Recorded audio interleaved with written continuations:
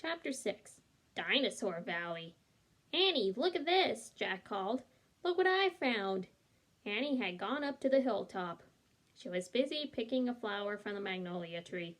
Annie, look, a medallion. But Annie wasn't paying attention to Jack. She was staring at something on the other side of the hill. Oh, wow, she said. Annie! Clutching her magnolia flower, she took off down the hill. Annie, come back, Jack shouted. But Annie had disappeared. I'm going to kill her, Jack muttered. He stuffed the gold medallion into his jeans pocket. Then he heard Annie shriek. Annie! Jack heard another sound as well, a deep bellowing sound, like a tuba. Jack, come here, Annie called. Annie! Jack wrapped his backpack and raced up the hill. When he got to the top, he gasped. The valley below was filled with nests, big nests made out of mud, and the nests were filled with tiny dinosaurs. Annie was crouching next to one of the nests, and standing over her was a gigantic duck-billed dinosaur. Don't panic, don't move, said Jack. He stepped slowly down the hill toward Annie. The huge dinosaur was towering above Annie, waving her arms, making her tuba sound.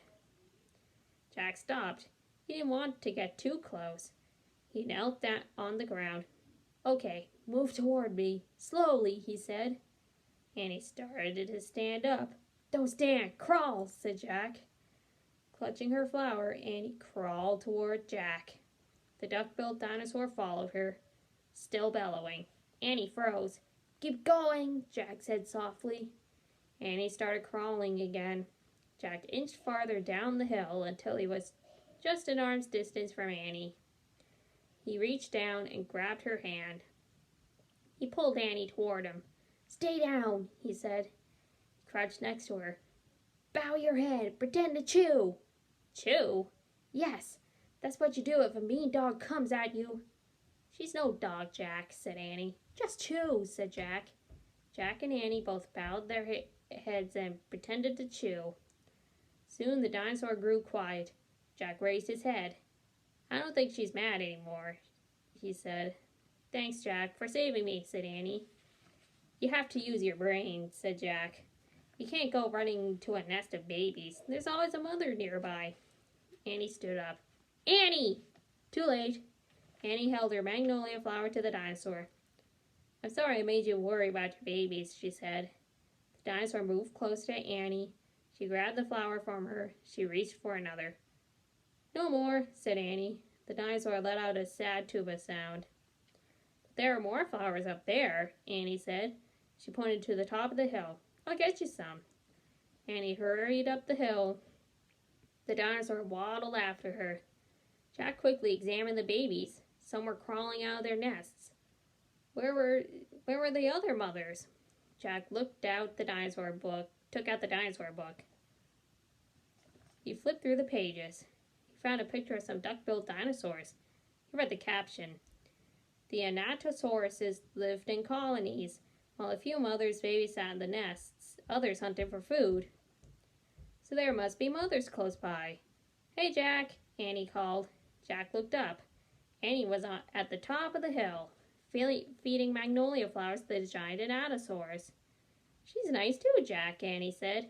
But suddenly the Anatosaurus made her terrible tuba sound. Annie crouched down and started to chew. The dinosaur barged down the hill. She seemed afraid of something. Jack put the book down on top of his pack. He hurried up to Annie.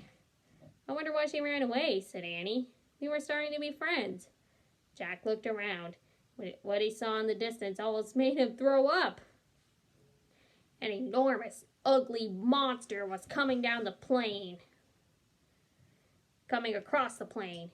He was walking on two big legs and swinging a long, thick tail and dangling two tiny arms. He had a huge head and his jaws were wide open. Even from far away, Jack could see his long, gleaming teeth. Tyrannosaurus Rex, whispered Jack.